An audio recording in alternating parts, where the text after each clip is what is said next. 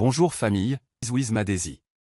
S'il vous plaît, abonnez-vous et laissez-nous un j'aime, cela signifie énormément pour nous. Partagez également cette vidéo avec vos amis et vos proches et activez les notifications de publication pour ne pas manquer nos futures vidéos. Merci de le faire, installez-vous confortablement et détendez-vous pendant que nous plongeons dans l'histoire. Le soleil du matin filtrait faiblement à travers les rideaux pâles, jetant une douce lueur sur la petite cuisine soigneusement arrangée. Cindy se tenait pieds nus devant la cuisinière, remuant la marmite de bouillie d'igname qu'elle avait assaisonnée, juste comme Ramon l'aimait. L'odeur emplissait l'air, riche et familière, comme des souvenirs autrefois doux. Mais la pièce semblait plus froide qu'elle n'aurait dû. Elle se tourna légèrement en entendant ses pas descendre les escaliers, s'attendant peut-être à un doux « bonjour » ou à un soupir fatigué. Au lieu de cela, il y eut le silence. Ramon entra, la regardant à peine, et ouvrit le réfrigérateur comme si elle n'était même pas là. Son cœur se serra légèrement, mais elle afficha un doux sourire. « Ton petit déjeuner est presque prêt, » dit-elle, forçant la gaieté dans sa voix. Il hocha seulement la tête sans la regarder dans les yeux, attrapant la brique de jus. Pas de remerciement, pas de reconnaissance. Juste cette même distance silencieuse qu'il portait depuis des semaines maintenant, devenant plus lourde chaque jour. Cindy posa son bol sur la table et s'assit en face de lui, cherchant sur son visage la moindre trace de chaleur. Aucune ne vint. « As-tu bien dormi » demanda-t-elle doucement. Ramon enfourna la bouillie dans sa bouche et mâcha, toujours silencieux. Elle gloussa légèrement pour briser la tension. « Tu es plus silencieux que d'habitude. » Il la regarda enfin, les yeux vides. « J'ai beaucoup de choses en tête, » marmonna-t-il. Quelque chose dans son ton était froid, détaché d'une manière qu'elle ne pouvait expliquer. Elle croisa les mains sur ses genoux, ne sachant comment répondre. L'homme qui lui embrassait le front avant le petit déjeuner ressemblait maintenant à un étranger occupant la peau de son mari. « C'est le travail » essaya-t-elle à nouveau. « Non. Ce n'est rien » dit-il sèchement en se levant au milieu du repas. « Je suis en retard. » Il laissa le reste de la bouillie intacte. La porte claqua quelques secondes plus tard, et Cindy resta assise là, fixant le bol en face d'elle. La nourriture qu'elle avait préparée avec soin avait refroidi. Mais plus froide encore était la prise de conscience qui s'installait dans sa poitrine. Quelque chose n'allait terriblement pas. Et quoi que ce fût, Ramon n'essayait plus de le cacher. La brise qui flottait par la fenêtre ce soir-là portait l'odeur terreuse de la pluie sur le point de tomber. Cindy se tenait dans la buanderie, pliant les chemises de travail de Ramon, ses doigts se déplaçant lentement, presque distraitement. Ses sourcils se froncèrent alors qu'elle tenait sa chemise bleue, celle qu'il avait portée la veille. Elle se pencha plus près et renifla. L'odeur était faible, mais indubitable. Un parfum floral, doux mais cher, rien à voir avec l'huile de coco douce qu'elle utilisait. Son nez picota, non pas à cause du parfum, mais à cause de la confusion et de la suspicion silencieuse que cela suscitait dans sa poitrine. Elle frotta le col entre ses doigts, espérant que c'était son imagination, espérant peut-être qu'il avait frôlé quelqu'un au bureau. Pourtant, elle ne pouvait se défaire du sentiment que cette odeur avait persisté trop longtemps pour que ce soit un accident. Ce soir-là, alors que Ramon rentrait à la maison, elle attendit patiemment près de la table à manger où elle avait dressé son repas. Il enleva son blazer et le jeta sur le canapé comme une pensée après coup. « Salut » appela-t-elle doucement, croisant les mains. « Puis-je te demander quelque chose ?» Il ne s'arrêta pas de marcher. « Quoi » marmonna-t-il, desserrant déjà sa cravate. « Qui porte un parfum de lavande et de musc autour de toi au travail » demanda-t-elle, essayant de garder une voix légère. Ramon marqua une pause, jetant un coup d'œil par-dessus son épaule, la mâchoire crispée. « Quel genre de question est-ce là ? Je l'ai senti sur ta chemise, admit-elle. Ce n'est pas le mien. Il ricana, se tournant complètement vers elle maintenant, l'irritation claire dans ses yeux. Alors tu fouilles mes vêtements comme si j'étais un criminel maintenant ? Non, murmura-t-elle. J'ai juste remarqué. Il passa devant elle en direction du couloir, sa voix traînant derrière lui. Alors peut-être que tu devrais arrêter de remarquer des choses qui ne te concernent pas. Cindy resta immobile alors que ses pas disparaissaient dans le couloir, son cœur battant la chamade. Elle avait espéré une explication, un mensonge même. Mais ce qu'elle obtint fut pire, une dérobade et de la colère. Quelque chose se passait. Et elle sut alors qu'il n'essayait même plus de le cacher.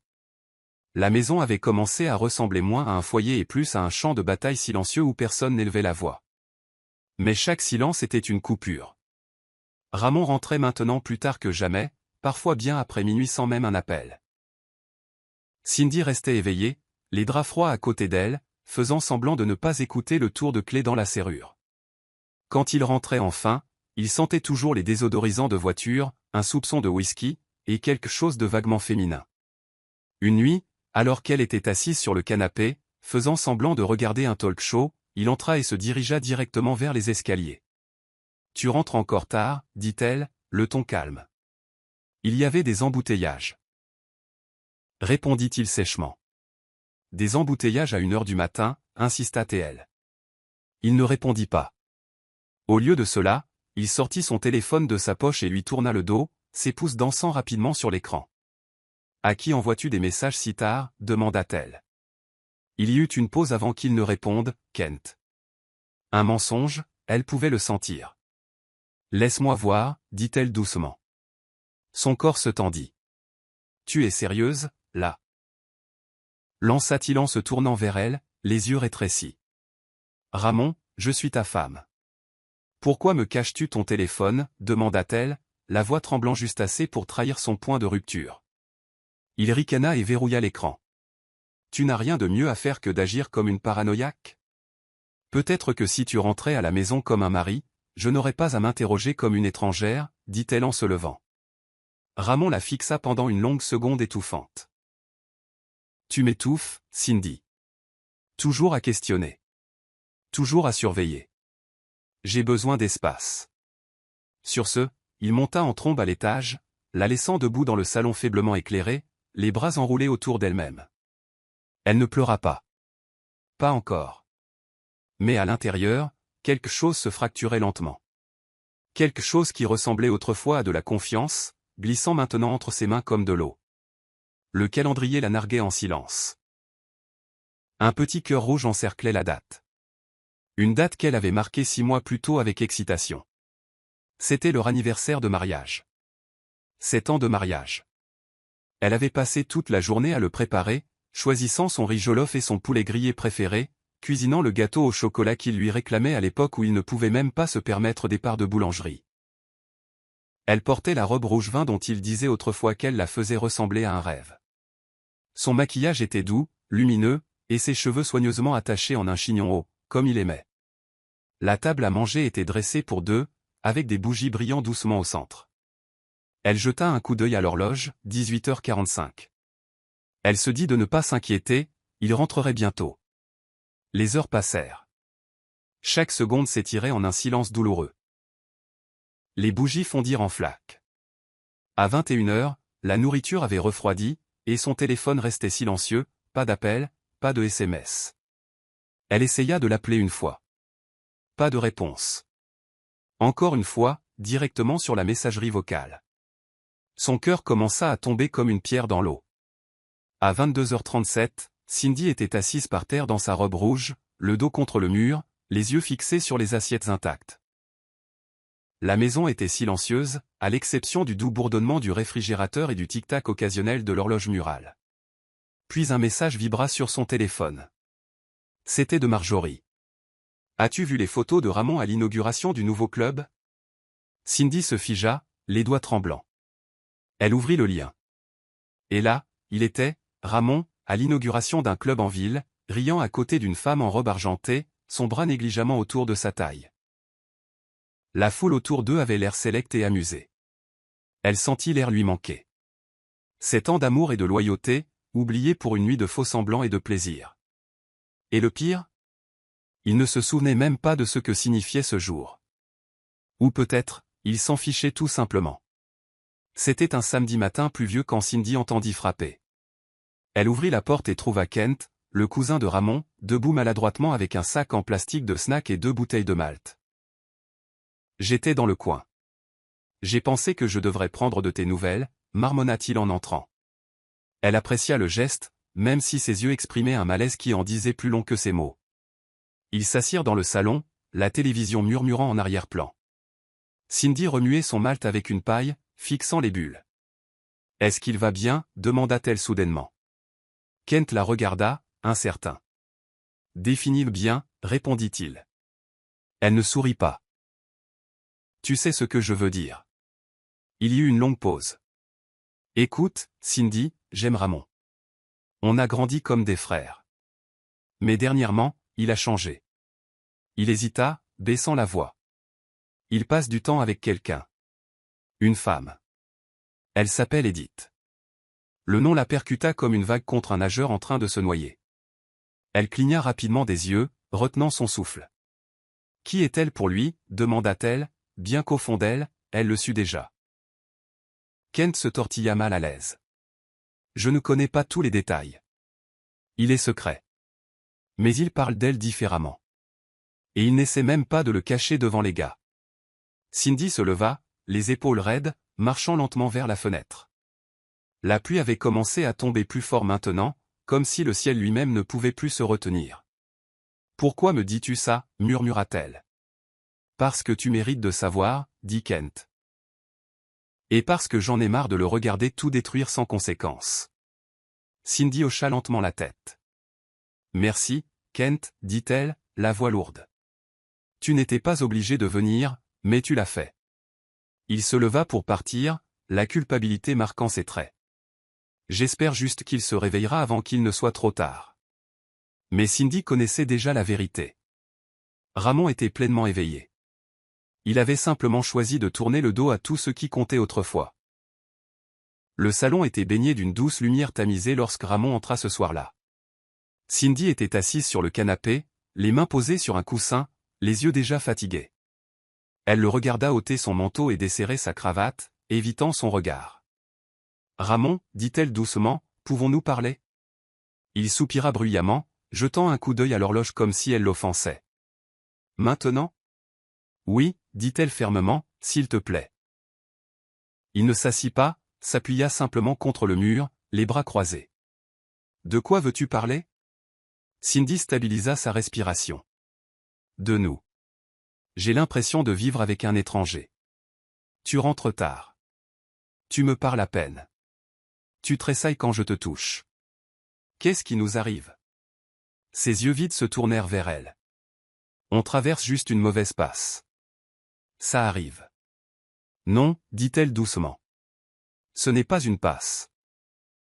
J'ai l'impression que tu es en train de quitter notre mariage alors que j'y suis encore assise. » Ramon détourna le regard.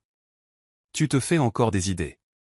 Tu fais toujours ça. » Cindy se leva, la voix tremblante. « Ne me rejette pas comme si j'étais une râleuse.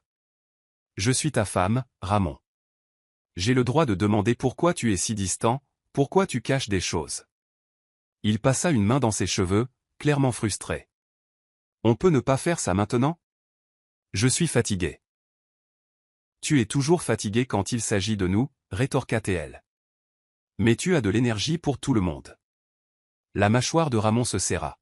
« Je ne veux pas faire ça. »« Alors dis-le, » le défia-t-elle. « Dis que tu ne m'aimes plus.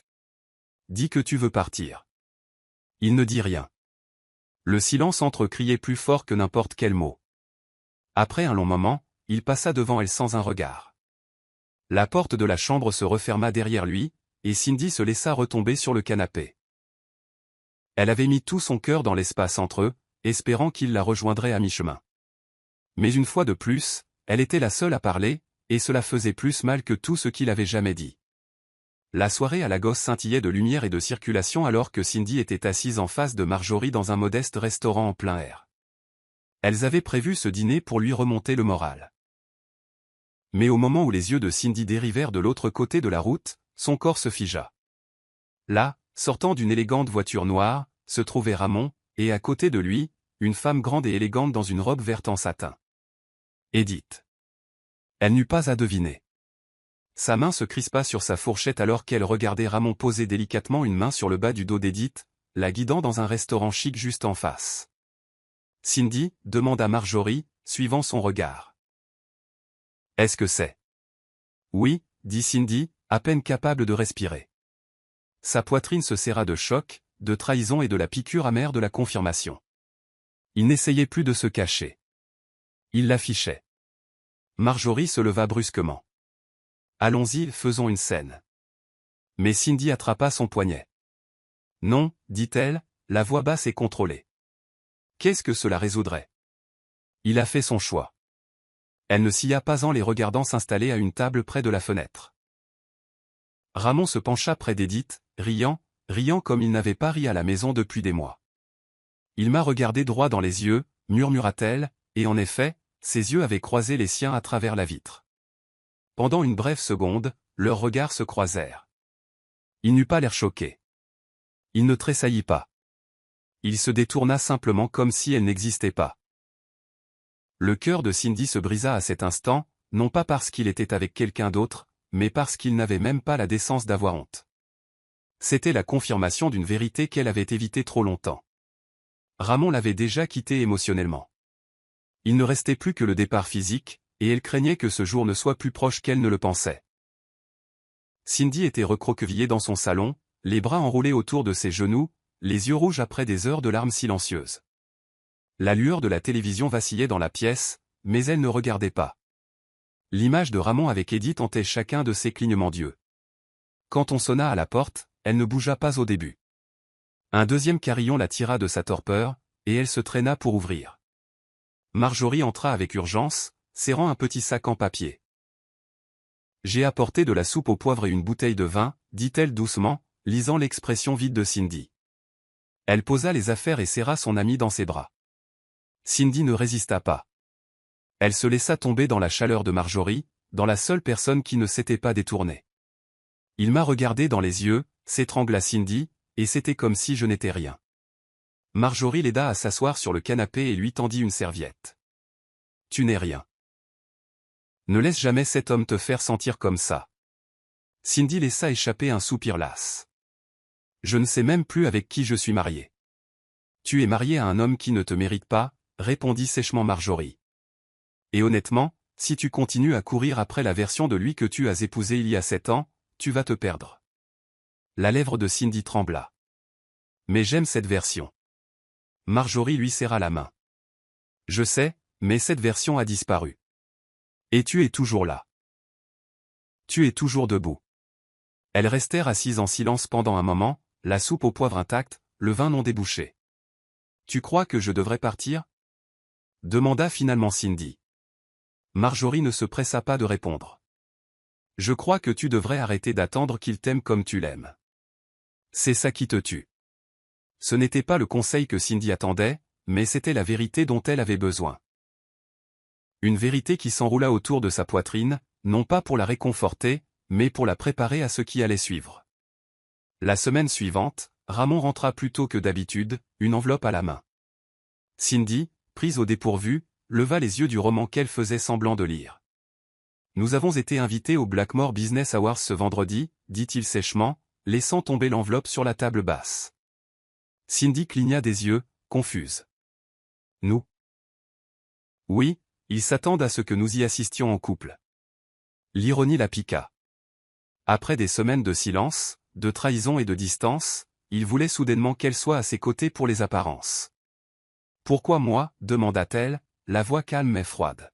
« Parce que je ne vais pas me présenter seule à un événement de haut vol. »« Et ça soulèverait des questions si j'amenais quelqu'un d'autre » répondit-il sans hésitation. Son cœur se tordit à la facilité avec laquelle il l'admettait. Il aurait préféré y aller avec Edith s'il avait pu. Cindy fixa l'invitation, les doigts tremblants. « Alors je ne suis plus que ta couverture maintenant ?» Ramon soupira en se dirigeant vers les escaliers. « Mais juste une robe et souris.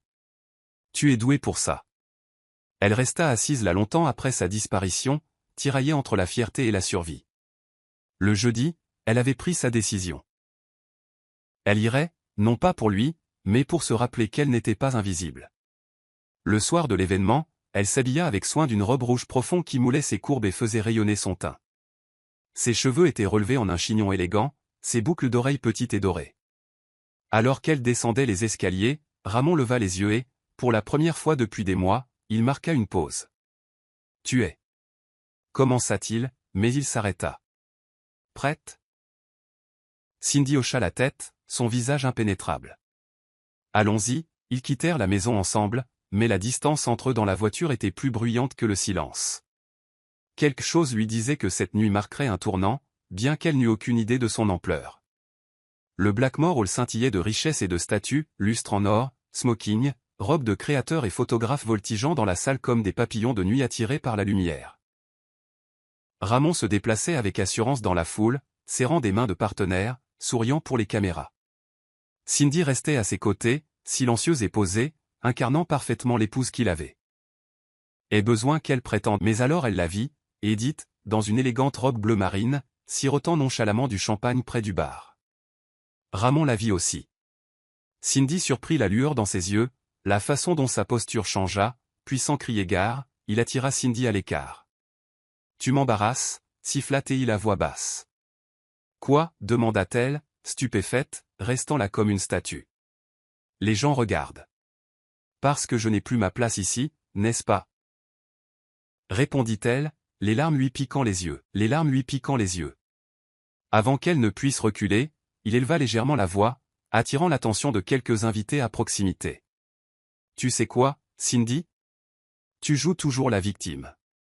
C'est ça ton problème. » « Ramon, pas ici, » murmura-t-elle, désespérée de garder sa dignité intacte. Mais il était déjà en train de perdre le contrôle. « Tu es juste amère que quelqu'un d'autre puisse me donner ce que tu ne peux plus. » Un hoquet collectif s'éleva de la foule environnante. Et puis, comme dans un cauchemar, il cracha. En plein visage. La pièce devint complètement silencieuse. Le hoquet résonna.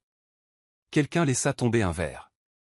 Cindy resta figée, le crachat dégoulinant de sa joue, les yeux écarquillés, le souffle coupé. Les appareils photo cliquèrent sous le choc. Un homme de l'autre côté de la pièce leva son téléphone, enregistrant. Le visage de Ramon se tordit de colère, mais le mal était fait. Il se détourna et sortit en trombe, et la foule se tourna lentement vers la femme en robe rouge, stupéfaite, violée, mais toujours debout. Cindy ne pleura pas.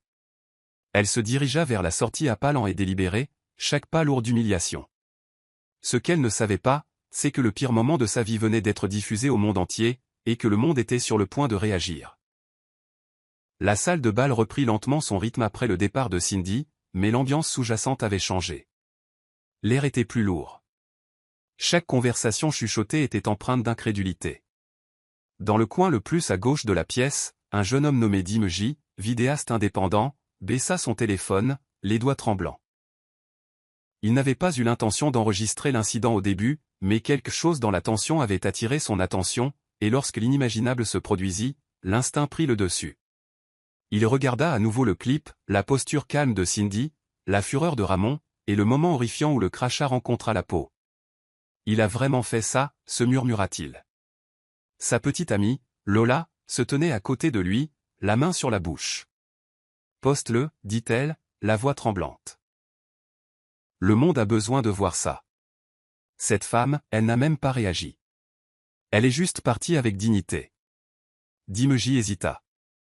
Cela pourrait le ruiner. C'est une personnalité publique. Lola se tourna vers lui, les yeux durs. Et c'est un être humain. Ce n'était pas une erreur. C'était de la violence publique. Il hocha lentement la tête et téléchargea le clip sur sa page avec une simple légende, une femme a été publiquement insultée par son mari ce soir au Blackmore Hall. Dites-moi, qui est la honte ? En quelques minutes, les partages commencèrent à augmenter. En moins d'une heure, la vidéo fut republiée par un influenceur de second rang. À minuit, elle avait été téléchargée sur plusieurs plateformes. Les gens dans la salle de bal ne le savaient pas encore, mais l'étincelle avait été allumée. Au moment où Dimeji appuya sur « Télécharger », l'histoire de Cindy cessa d'être privée. Elle n'était plus seulement une femme trahie. Elle était au centre d'une tempête qui allait secouer la ville jusqu'à ses fondations. Dehors, Cindy se tenait seule sur le trottoir, le froid de la nuit s'accrochant à ses bras nus. Elle n'avait même pas réalisé qu'elle était partie sans son châle. Son maquillage était maculé, non pas de larmes, mais de la gifle brutale de l'humiliation. Un SUV noir s'arrêta, et pendant un instant, elle pensa que c'était peut-être une voiture pour elle. Au lieu de cela, Edith en sortit, talons trop hauts, confiance trop forte, et se dirigea droit dans les bras de Ramon. « Ça va » lui demanda doucement Edith.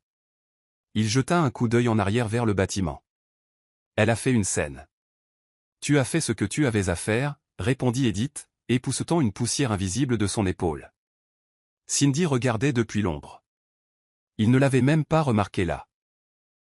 Elle se détourna et commença à marcher lentement dans la rue, chaque pas lourd mais délibéré. Son téléphone vibrait sans cesse dans sa pochette, des appels de numéros inconnus, des messages d'amis dont elle n'avait plus de nouvelles depuis des années. Elle ne regarda pas. Ses jambes avançaient en pilote automatique jusqu'à ce qu'elle atteigne un arrêt de bus tranquille. Là, elle s'assit sur le banc et laissa enfin son corps s'affaisser. Une sans-abri à proximité lui offrit une écharpe déchirée. « Ça va, ma sœur » demanda la femme. Cindy ne sut quoi répondre. « Je ne suis pas sûre » murmura-t-elle, mais même en parlant, quelque chose changea en elle. Le choc était toujours là, oui, mais il avait commencé à céder la place à autre chose, une colère lente et brûlante qui s'enroulait autour de sa colonne vertébrale et refusait de lâcher prise. Son silence n'était plus de la faiblesse.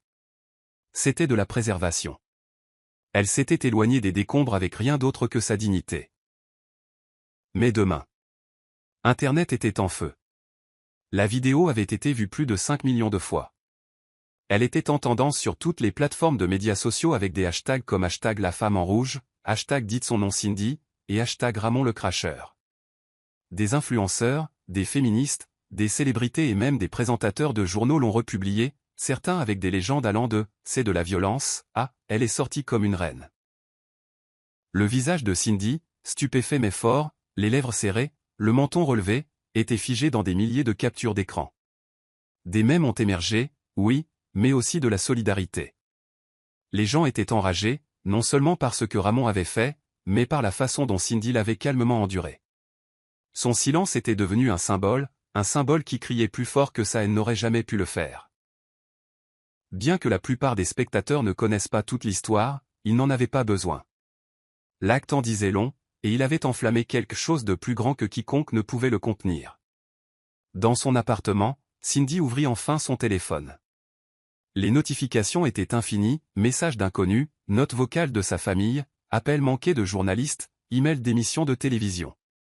Au début, elle fit défiler sans rien voir, dépassée. Puis elle ouvrit un message. Il provenait d'une jeune femme qui avait simplement écrit « J'ai vu la façon dont vous vous êtes tenu là. Vous m'avez donné le courage de quitter ma propre situation. Merci. » Les doigts de Cindy tremblèrent, non pas de peur, mais de prise de conscience. Sa douleur était devenue la force de quelqu'un d'autre. Et quelque part en arrière-plan, Ramon était assis dans son bureau, ignorant que son nom était devenu un poison. Il riait avec un client autour d'un café lorsque son assistante se précipita, tablette à la main. « Monsieur, vous devez voir ça. » Alors qu'il regardait la vidéo, son sourire narquois s'effaça, sa mâchoire se serra.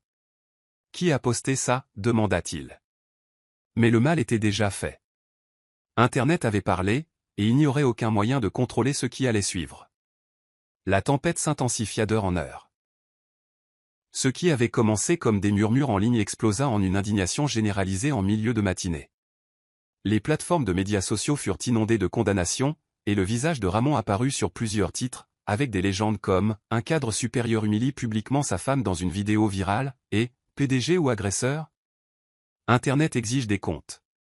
Dans les bureaux, les salles de classe et les marchés, les conversations tournaient autour d'un seul nom, Cindy.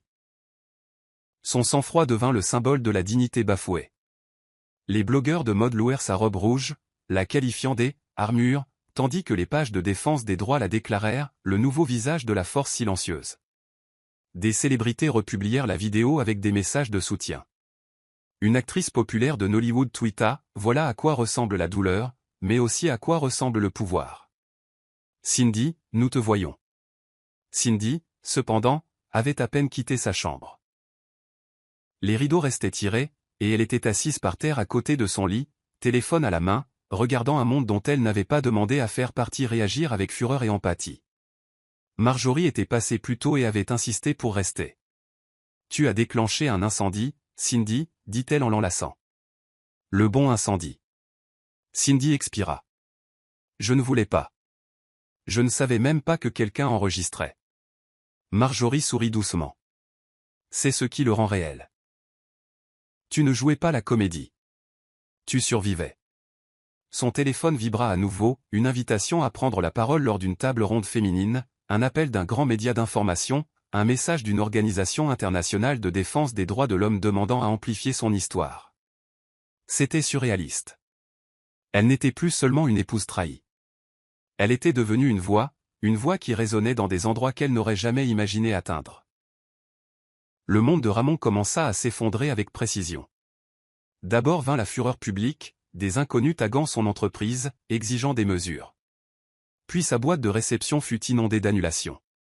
Des clients se retirèrent des contrats, des investisseurs retirèrent leurs fonds, et son assistante évitait son regard. À midi, il fut convoqué à une réunion avec le conseil d'administration. La salle de conférence était tendue, l'air chargé de déception. Sa patronne, une femme ferme nommée Madame Okafor, ne mâcha pas ses mots. « Vous n'avez pas seulement humilié votre femme. Vous avez humilié cette entreprise. » Ramon se tortilla sur son siège. C'était une affaire privée qui s'est produite en public, le coupe ATL, et qui est devenue virale. Vous êtes un ambassadeur de marque pour cette entreprise. Ou plutôt, vous l'étiez. Silence, froid et impitoyable. Nous publierons une déclaration. Avec effet immédiat, vous êtes suspendu en attendant un examen plus approfondi. Sortant en titubant de la réunion, Ramon se frotta les tempes et monta dans sa voiture. Il avait à peine démarré le moteur que son téléphone s'alluma avec le nom d'Edith. « Allô » répondit-il sèchement. « As-tu vu Twitter » lança-t-elle. « Bien sûr que je l'ai vu. C'est insensé, Ramon. Mon nom est traîné dans la boue maintenant aussi. Je pensais que tu avais dit que personne ne s'en soucierait. » Il serra la mâchoire. « Ce n'est que du bruit. Ça passera. » Edith rit amèrement. « Tu ne comprends pas. Ce n'est pas le genre de bruit qui s'estompe. Les gens me traitent de briseuse de ménage, de complice. Je ne peux même plus sortir. »« Alors quoi, tu me rejettes la faute maintenant » aboya-t-il. « Je dis que ce n'est pas pour ça que j'ai signé, » répondit-elle froidement. « Je ne pensais pas que t'aimer entraînerait des menaces de mort et des contrats annulés. » La ligne se coupa. Ramon jeta son téléphone sur le siège passager, regardant l'écran devenir noir. L'empire qu'il pensait posséder commençait à pourrir de l'intérieur, et ce n'était que le premier jour. Edith n'était pas sortie de son appartement depuis 2 jours. Ses notifications étaient incessantes, commentaires venimeux, histoire la liant à la chute de Ramon, publication la qualifiant d'« autre femme sans honte ». Elle essaya de limiter les dégâts, mais chaque publication qu'elle faisait ne faisait qu'empirer les choses. Elle ouvrit ses messages privés pour découvrir que même ses propres partenaires de marque exprimaient leurs inquiétudes. Un styliste lui envoya un message, « Nous devrons suspendre notre collaboration pour l'instant, trop de remous. » Edith s'assit devant sa coiffeuse, son maquillage intact, son reflet fatigué et exposé. « Il a dit qu'il s'en occuperait » marmonna-t-elle à voix haute. « Il a promis que ça ne me toucherait pas » Son téléphone vibra à nouveau, cette fois d'un directeur de casting qu'elle courtisait depuis des mois. Le message était court, « Nous allons dans une direction différente. Bonne chance. » Son monde construit sur la visibilité l'étouffait maintenant.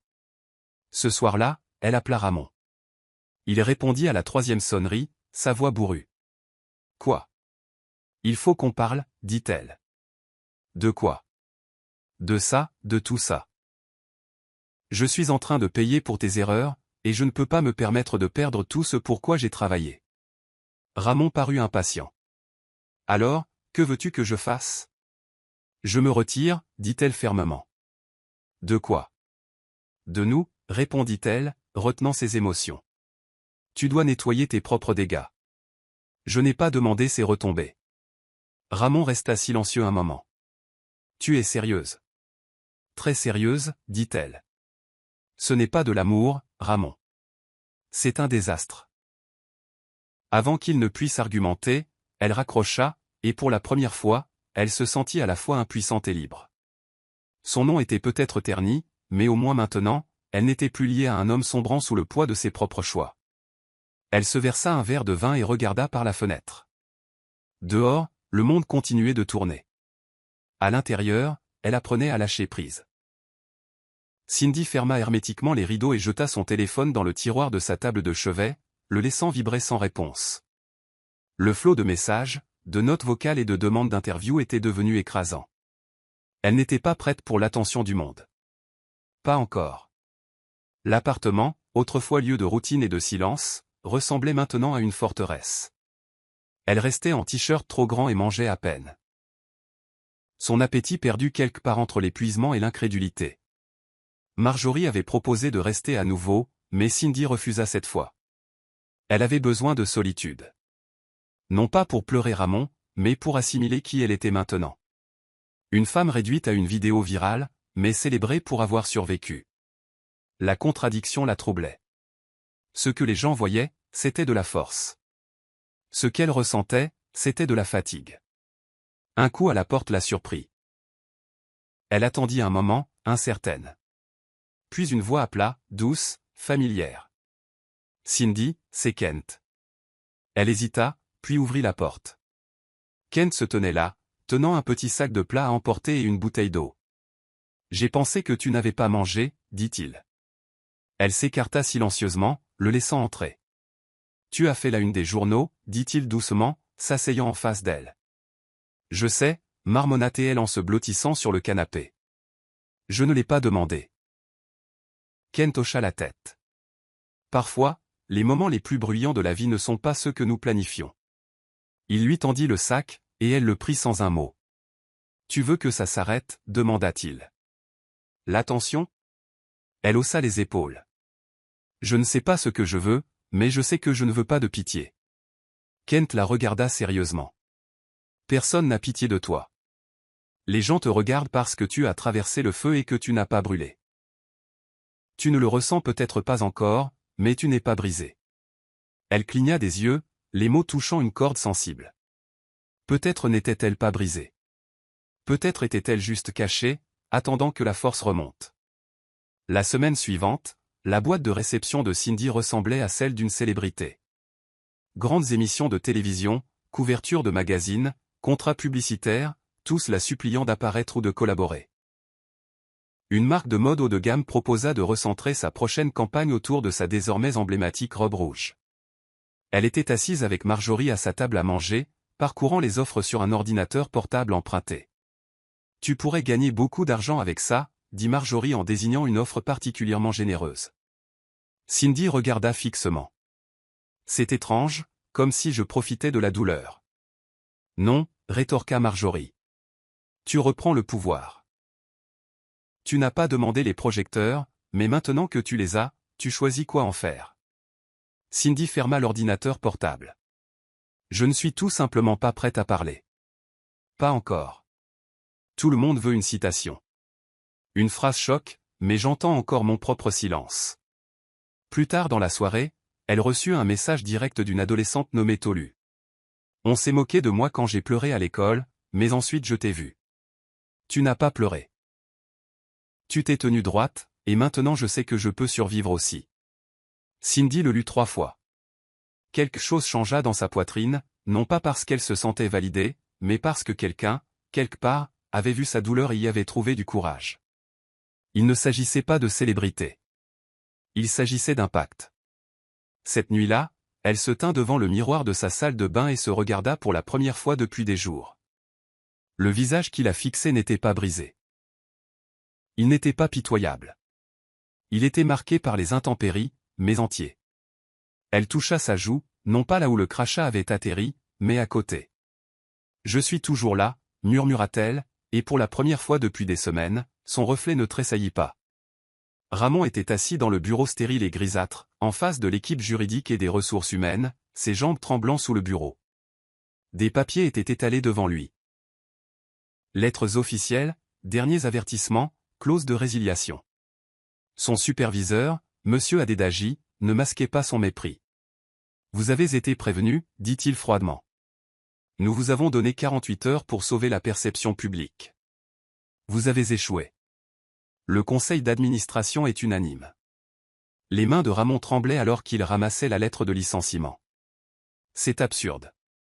J'ai conclu des affaires valant des milliards pour cette entreprise. » « Et en 2 minutes, vous avez terni la marque de manière irréparable, » rétorqua M. Adedaji. « Vous n'avez pas le droit de rejeter votre femme en public et d'agir comme si de rien n'était. Le silence qui suivit fut bruyant. Ramon savait que c'était fini. Toute son influence, toutes les poignées de main et les costumes sur mesure, rien de tout cela ne pouvait le sauver maintenant. Dehors, Ramon se tenait sur les marches, incrédule. Son chauffeur était parti, licencié dans le cadre du plan de départ. Il appela Edith. Pas de réponse. Il essaya à nouveau. Messagerie vocale. Il regarda les gens passer sur le trottoir, certains chuchotant, d'autres filmant. La honte prenait de l'ampleur. Il marcha sans but devant les magasins et les kiosques, ses chaussures autrefois chères éclaboussant des flaques peu profondes. Son image avait été construite sur la fierté et la précision. Maintenant, il n'était plus qu'un homme dont la cruauté faisait le buzz. À la maison, les murs semblaient plus étroits qu'avant. Il alluma la télévision et revit le visage de Cindy, cette fois dans un montage avec une musique instrumentale douce en fond sonore.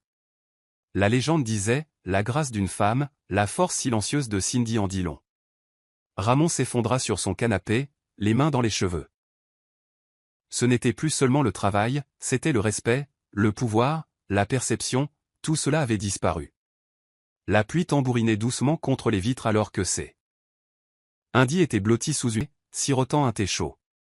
Cela faisait 3 jours depuis sa dernière apparition publique, et la tempête dehors était étrangement apaisante, comme si l'univers savait qu'elle avait besoin d'une bande-son plus douce. Elle avait recommencé à tenir un journal, écrivant non pas sur Ramon, mais sur elle-même. On sonna à la porte de manière inattendue, l'attirant de ses pensées. Elle n'attendait personne. Son cœur cogna une fois avant qu'elle ne se lève lentement et ne se dirige vers la porte. À travers le Judas, elle le vit, Ramon, debout sous la pluie. Debout sous la pluie. Sa chemise blanche était trempée, ses chaussures autrefois impeccables boueuses, son expression tirée. Pendant un instant, Cindy resta là à le fixer. Puis, contre son meilleur jugement, elle ouvrit la porte. Aucun des deux ne parla pendant 5 bonnes secondes. Ramon rompit le silence. « J'avais besoin de te voir. » Cindy ne bougea pas. « Tu ne devrais pas être ici. »« Je sais, » murmura-t-il en baissant les yeux sur ses pieds. « Mais tout est parti, Cindy. » L'entreprise. Edith. Mon nom. Elle croisa les bras.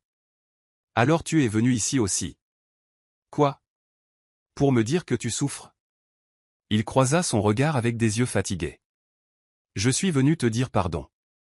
Sincèrement. » Les mots restèrent en suspens dans l'air comme de la fumée, visible mais vide. Cindy s'écarta légèrement, non pas pour le laisser entrer, mais pour faire un geste. « Maintenant tu l'as dit. » Ramon hocha lentement la tête, l'eau dégoulinant de son menton. « Tu n'as pas à me pardonner. J'avais juste besoin que tu le saches. » Elle l'étudia longuement. « Tu n'es pas venu ici parce que je te manque. Tu es venu parce que le monde t'a enfin traité comme tu m'as traité. » Et sur ce, elle ferma doucement la porte. Sans claquement. Sans cri. Juste une finalité silencieuse et indéniable. 3 semaines plus tard, Cindy était assise devant une caméra doucement éclairée dans un studio minimaliste, les mains posées calmement sur ses genoux. Ce n'était pas une interview d'actualité ni un déballage dramatique. C'était une conversation animée par une thérapeute et défenseur des droits des femmes renommée, le Dr Tenney. Le studio lui avait lancé l'invitation des semaines auparavant, mais Cindy n'avait accepté qu'après mûre réflexion. « Nous sommes honorés de vous avoir ici, Cindy, » dit le Dr Tenney avec un sourire chaleureux. Pas en tant que titre de journal, mais en tant que femme qui reprend sa voix. Cindy sourit faiblement. « Merci. C'est exactement ce que je suis venu faire. » Les caméras tournèrent alors qu'elle parlait, non pas de la trahison de Ramon, mais de l'engourdissement émotionnel d'être rejetée, du chagrin silencieux d'être invisible, et de la beauté de se redécouvrir. « Ce n'est pas le crachat public qui a fait le plus mal, » dit Cindy, la voix calme. « Ce furent les mois de silence, de me sentir comme une ombre dans mon propre mariage. Cette nuit-là n'a été que le moment le plus bruyant d'une longue série d'abandons silencieux. » Le docteur Tenney se pencha. « Comment avez-vous trouvé la force de partir ?» Les yeux de Cindy brillèrent, mais sa voix ne faiblit pas, parce que rester commençait à m'effacer. Je disparaissais petit à petit, et je savais que si je ne partais pas, il ne resterait plus rien vers quoi revenir. Lorsque l'interview fut diffusée, elle ne fit pas le buzz parce qu'elle était scandaleuse. Elle fit le buzz parce qu'elle était vraie. Les gens n'entendirent pas seulement l'histoire de Cindy. Ils se virent en elle. Ces mots résonnèrent dans les chambres, les cabinets de thérapie et les conversations entre mère et fille, et pour la première fois, Cindy réalisa que sa voix ne tremblait plus. Elle s'élevait. Le lancement de la campagne eut lieu dans un endroit bien éloigné de cette nuit fatidique, digne dans la robe rouge, le menton subtilement relevé, le visage calme. Mais maintenant, à côté de l'image, il y avait de nouveaux mots, elle ne s'est pas brisée. Elle est devenue. La marque l'avait approchée non par pitié, mais pour son pouvoir, et bien qu'elle ait hésité au début, Cindy réalisa que c'était sa chance de réécrire le récit. Elle n'était plus seulement la femme de la vidéo, maintenant elle était la femme en rouge, forte, posée, sans excuse. L'événement était intime, mais influe. Des leaders de l'industrie, des défenseurs des droits des femmes et des survivantes de diverses formes d'abus y assistaient. Cindy prononça un court discours, vêtue à nouveau de rouge, mais d'une nuance différente, un cramoisi plus profond, symbolique de la Renaissance. Cette robe n'est pas un costume, dit-elle au micro. Ce n'est pas une tenue que j'ai portée pour être plainte. C'est l'armure que je portais la nuit où j'ai choisi de me relever au lieu de m'effondrer. Des applaudissements parcoururent la salle. Derrière elle, Marjorie rayonnait de fierté. Les appareils photo crépitèrent non pas pour exposer sa douleur, mais pour célébrer son triomphe. Cindy ne faisait plus semblant. Elle ne se cachait pas, elle se tenait debout. Et pour la première fois de sa vie, le monde se tenait à ses côtés. Le panneau d'affichage se dressait fièrement au cœur de la ville, attirant l'attention de chaque conducteur coincé dans les embouteillages. Le visage de Cindy l'ornait, élégant, calme, drapé de rouge, avec le slogan « La résilience se porte en rouge ». Ce n'était plus seulement une campagne marketing. C'était un mouvement. Marjorie passa devant pour la 3e fois cette semaine, et pourtant, sa poitrine se gonflait de fierté. Elle se gara à quelques rues de là et prit une photo, l'envoyant à Cindy avec la légende « C'est toi, ma belle. Regarde le chemin que tu as parcouru. » Cindy répondit par un simple emoji cœur, mais Marjorie pouvait presque sentir le doux sourire derrière l'écran. Plus tard dans la soirée, les deux amies étaient assises sur le balcon de Cindy, sirotant du Chapman et regardant le soleil fondre dans la ligne d'horizon. « Tu te souviens de cette nuit ?» demanda doucement Cindy. « La nuit où je me tenais devant le Blackmore Hall et où je ne savais plus qui j'étais. » Marjorie hocha la tête. « Je me souviens t'avoir tenu dans mes bras alors que tu disais à peine un mot. Je me souviens avoir pensé, si cette femme survit à ça, le monde ferait mieux de se préparer à son éclat. » Cindy gloussa, mais c'était teinté d'émotion. « Tu ne m'as jamais laissé tomber, Marge. Tu as vu de la force en moi quand je ne voyais que des ruines. Tu n'as pas cédé parce que ce n'est pas dans ta nature, répondit Marjorie. La douleur ne t'a pas créé. Elle t'a juste révélé. » Cindy appuya sa tête sur l'épaule de sa meilleure amie, laissant le moment respirer. Le silence entre elles n'était pas lourd. Il était réconfortant. « Penses-tu qu'il soit possible de pardonner à quelqu'un comme Ramon ?» demanda doucement Cindy. Marjorie marqua une pause. « Le pardon, ce n'est pas pour eux, mon amour. C'est choisir la paix. Mais n'ose surtout pas confondre pardon et oubli. » Cindy hocha lentement la tête, les yeux fixés sur les étoiles qui pointaient maintenant. Elle n'avait pas encore toutes les réponses, mais elle avait la guérison. Elle savait elle-même, et cela suffisait. C'était un samedi après-midi tranquille lorsque Kent se présenta à nouveau, cette fois à l'improviste, tenant une petite enveloppe brune. Cindy l'accueillit, sentant une lourdeur dans ses yeux. Ils s'assirent dans le salon, le ventilateur de plafond vrombissant doucement au-dessus d'eux. Kent tripota le bord de l'enveloppe avant de la poser sur la table basse. « J'aurais dû te le dire plus tôt » commença-t-il. Cindy le regarda, perplexe. « Me dire quoi ?» Il soupira. « Cette nuit-là, à l'événement Blackmore, j'étais là. J'ai tout vu avant même que ça n'arrive. » Ses yeux se rétrécirent légèrement. « Que veux-tu dire ?» Ramon et Edith se disputaient près du couloir latéral. « Je les ai entendus. Elle lui a dit de te remettre à ta place ou elle partirait. Il était déjà sur les nerfs quand tu l'as confronté. » L'estomac de Cindy se noua. Elle se renversa, abasourdie. « Alors il a été provoqué ?» Kent hocha la tête. « Non pas que ça excuse ce qu'il a fait. Rien ne l'excuse. Mais il n'a pas juste craqué. Il essayait de se prouver à elle, comme si être cruel envers toi le rendait en quelque sorte plus désirable. Cindy secoua lentement la tête, son cœur battant la chamade. Et tu n'as rien dit parce que... Parce que j'avais peur, admit Kent. Peur de le perdre. Peur que tu ne me crois pas. Et peut-être honte. Cindy fixa l'enveloppe. Qu'y a-t-il dedans? Des preuves, murmura Kent. Des images de vidéosurveillance que j'ai récupérées. Tu mérites de tout savoir, pas seulement ce qui est devenu viral. Elle l'ouvrit avec des mains tremblantes et regarda la clé USB à l'intérieur. Une pièce du puzzle qu'elle n'avait jamais demandé, mais dont elle avait peut-être besoin. Merci de me l'avoir enfin dit, dit-elle. Une vérité tardive reste une vérité, expira Kent, ses épaules s'affaissant. Il n'était pas venu pour la rédemption. Il était venu pour la libération. Et Cindy, comme toujours, supporta le poids avec grâce. Le pantouse autrefois élégant de Ramon résonnait maintenant de solitude. Le canapé en cuir était négligé, la vaisselle s'empilait dans l'évier, les rideaux tirés comme si la lumière du soleil était offensante. Il était assis par terre dans les vêtements de la veille, entouré de bouteilles d'eau à moitié vides, et ignorait les emails. Son téléphone vibra avec un énième appel manqué d'un numéro inconnu. Il n'avait plus la volonté de répondre. Le silence criait plus fort que n'importe quelle insulte. La maison sentait la poussière et le parfum éventé, comme quelque chose d'abandonné mais feignant d'avoir encore de l'importance.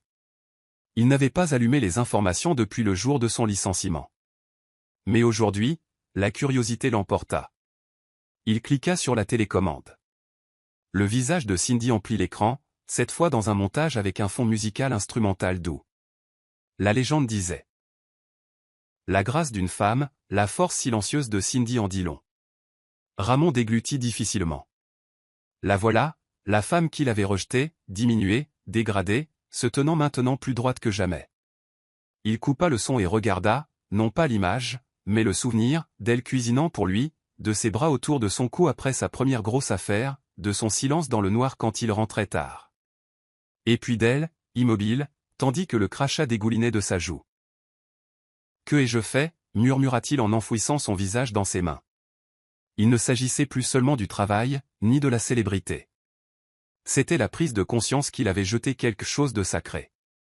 Et maintenant, il ne restait plus qu'un appartement vide et l'écho insupportable d'une femme bien qu'il ne mériterait plus jamais.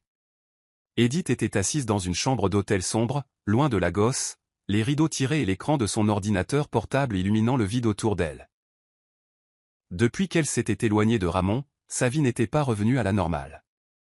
Les collaborations avec les marques s'étaient tues. Ses abonnés étaient divisés, et même ses amis les plus proches de l'industrie la tenaient à distance. Elle avait essayé de passer à autre chose, de masquer les réactions négatives avec de nouveaux contenus et des sourires forcés, mais cela n'avait pas fonctionné. Cela ne semblait plus jamais réel. Cet après-midi-là, après avoir parcouru une énième interview virale de Cindy en train d'être honorée, quelque chose en Edith craqua.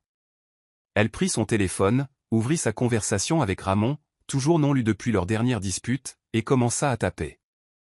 Nous n'étions jamais faits pour durer.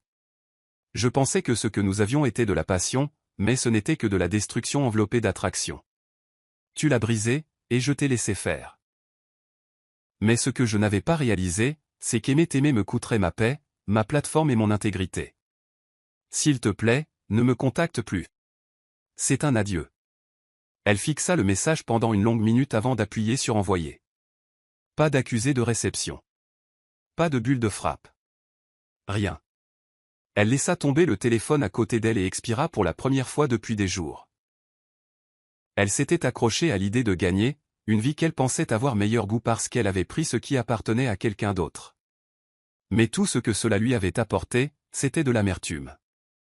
Cindy ne s'est pas battue. Elle n'a pas crié. Elle n'a pas poursuivi. Et pourtant, elle s'est relevée. C'était ça, le pouvoir. Edith admit enfin que ce qu'elle pensait être une victoire n'avait toujours été qu'une illusion, et elle n'avait jamais été aussi prête à la laisser partir. La grande salle de bal scintillait d'un éclairage doré doux, des lustres en cristal reflétant l'élégance sur les sols en marbre. Les Women of Worth Awards avaient invité Cindy des semaines auparavant, et après mûre réflexion, elle avait accepté, non pas pour la validation, mais parce qu'elle se sentait enfin prête à se tenir dans une pièce non pas comme quelqu'un en convalescence, mais comme quelqu'un qui s'était relevé. Alors qu'elle foulait le tapis rouge, les appareils photo crépitaient de toutes parts. Elle portait une robe longue sur mesure d'un rouge cramoisi profond, ses cheveux naturels coiffés en un chignon élégant, sa prestance aussi royale que celle d'une reine.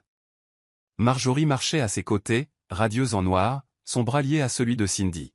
« Tu es resplendissante », murmura-t-elle. Cindy sourit doucement. « J'ai l'impression d'avoir bouclé la boucle. » Lorsque son nom fut appelé, les applaudissements furent assourdissants. Elle se dirigea vers le podium, le cœur calme, le sourire serein. Le prix fut placé entre ses mains, une flamme dorée symbolisant le courage dans l'adversité. Elle prit une profonde inspiration, puis parla. « Je ne suis pas venu ici ce soir parce que je voulais être célébrée.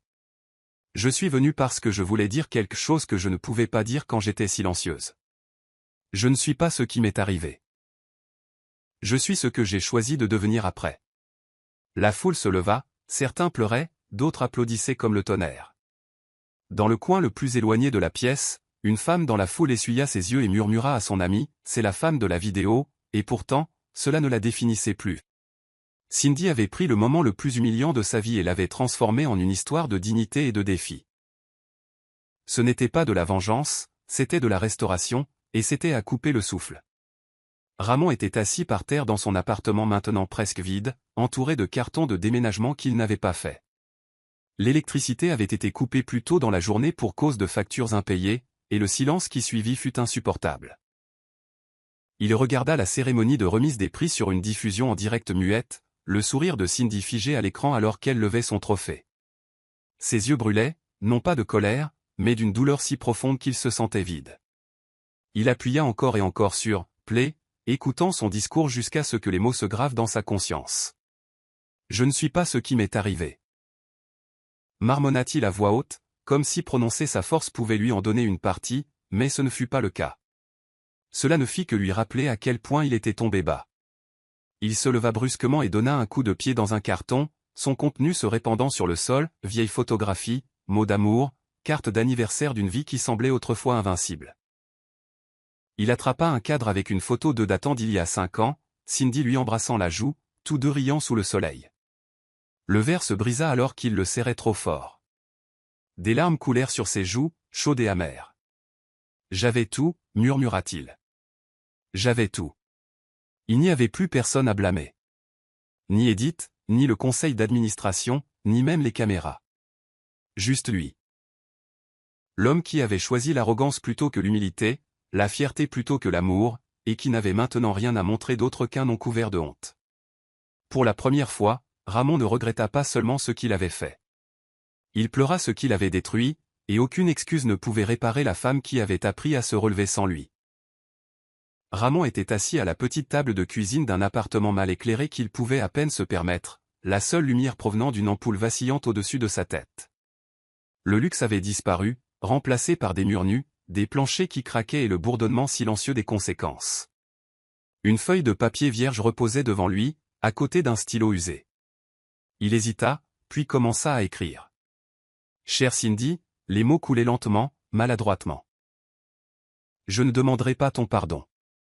Je sais que je ne mérite plus ta voix, ta présence, ni même ton souvenir. Mais j'ai besoin de dire ceci. Je me souviens de tout. Les repas que tu préparais. Les nuits où tu attendais.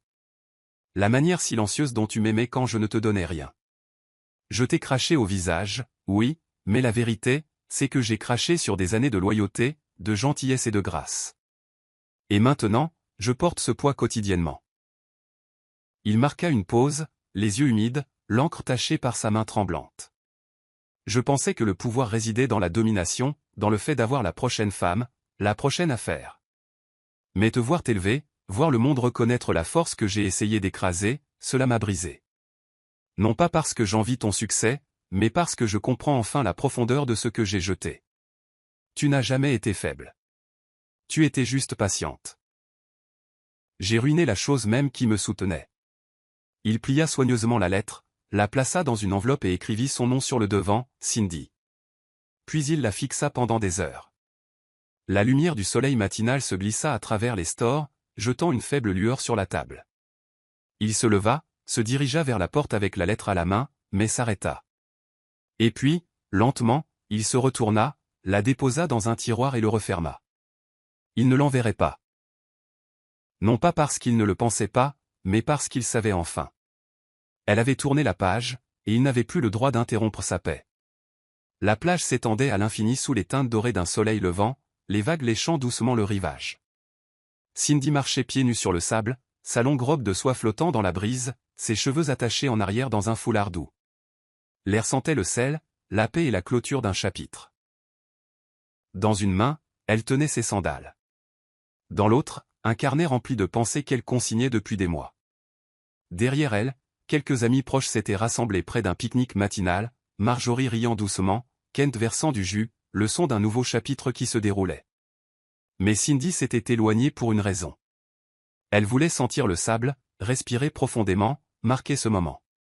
Il ne s'agissait pas de célébration. Il ne s'agissait même plus de guérison. Il s'agissait de liberté. Elle s'arrêta près du bord de la marée, là où l'eau touchait ses orteils, et sourit, non pas parce que la vie était revenue à ce qu'elle était, mais parce qu'elle avait construit quelque chose de nouveau. Elle avait survécu au feu et en était ressortie avec une peau dorée, pas des cicatrices. Son téléphone vibra dans son sac à proximité, mais elle ne vérifia pas. Elle n'en avait pas besoin. Pour une fois, le monde pouvait attendre. La paix, la vraie paix, n'était pas venue de la chute de Ramon, ni même des applaudissements du public, mais du fait de se choisir elle-même. Encore et encore.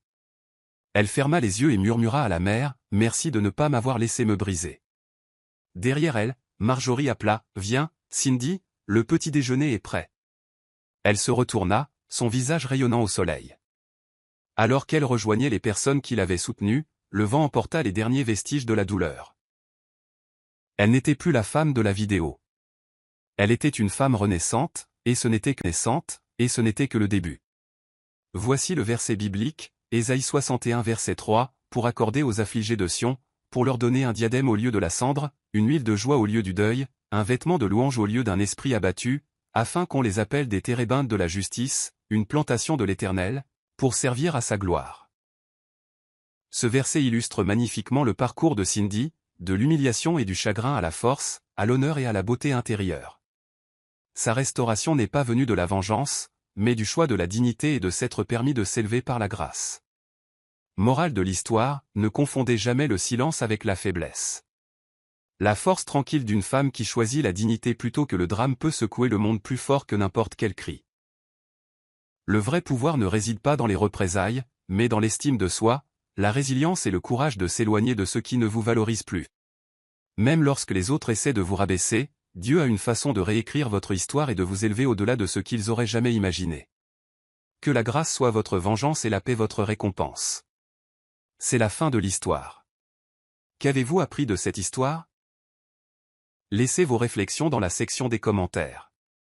Laissez un j'aime, et n'oubliez pas de vous abonner et d'activer les notifications de publication afin d'être averti chaque fois que nous publierons nos prochaines vidéos. Partagez également cette vidéo avec quelqu'un qui pourrait être intéressé. Merci beaucoup d'avoir regardé.